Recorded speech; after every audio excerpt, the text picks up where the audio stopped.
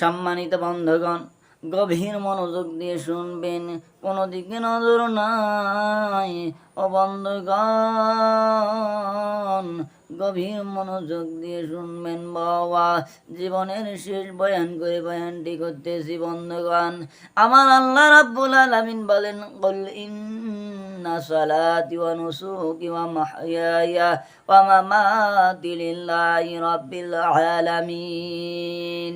একমাত্র আমার নামাজ, একমাত্র আমার কুরবানি, একমাত্র আমার হজ, একমাত্র পা থেকে মাথা পর্যন্ত, রান্নাঘর থেকে পার্লামেন্ট পর্যন্ত যতগুলি ইবাদত বন্দেগী কাজকর্ম হবে, সব কিছু হতে হবে আল্লাহ তাআলার জন্য। সুবহানাল্লাহ। বন্ধুগণ, যা কিছু ইবাদত বন্দেগী কাজকর্ম করি না কেন, সব কিছু হতে হবে আল্লাহ তাআলার উদ্দেশ্যে।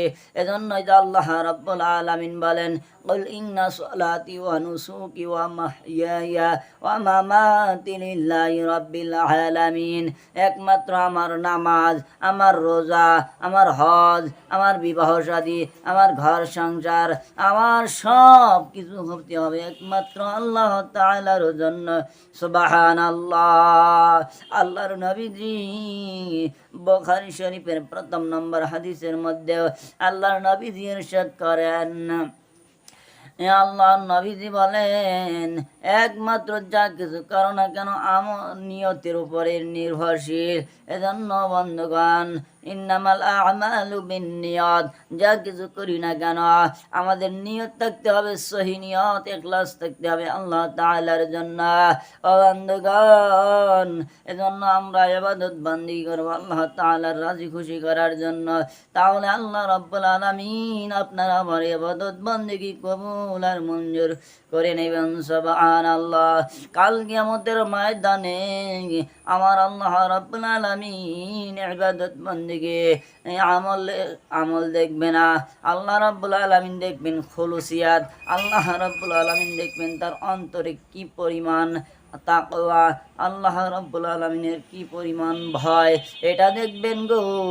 আল্লাহ রাব্বুল আলামিন নিয়ত দেখবেন, নিয়ত যদি ইখলাস থাকে, সহি থাকে, আল্লাহ রাব্বুল আলামিন ওই আমলটা আল্লাহ উহুদ পরিমাণ বাড়ায়া দিবেন। সুবহানাল্লাহ।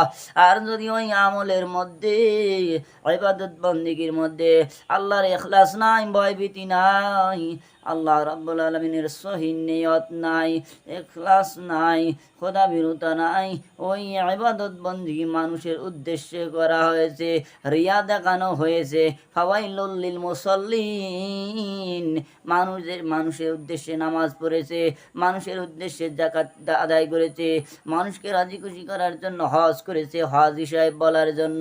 আল্লাহ রাব্বুল আলামিন বলেন, তার ইবাদত বন্দেগী কাল হাসরের ময়দানে ফুটবলের মতো বাষ্ট করে, তার আমল নামা বাষ্ট করে তাকে জাহান্নামের মধ্যে নিক্ষিপ্ত করে দিবেন। নাউযুবিল্লাহ।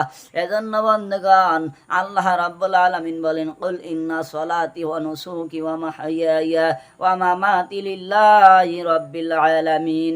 আমার নামাজ, আমার মরণ, আমার জীবন, আমার হায়াত, আমার বিবাহ শাদী, আমার ঘর সংসার, সব কিছু হতে হবে আমার আল্লাহ তাআলার উদ্দেশ্যে।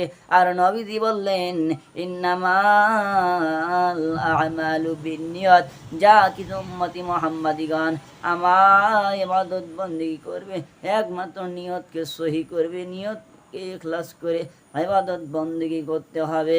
আল্লাহ কোরআন এবং হাদিসের আলোকে তুমি আমাদেরকে এর উপরে অটল হয়ে মজবুত হয়ে চলার তৌফিক দান করা। আমিন।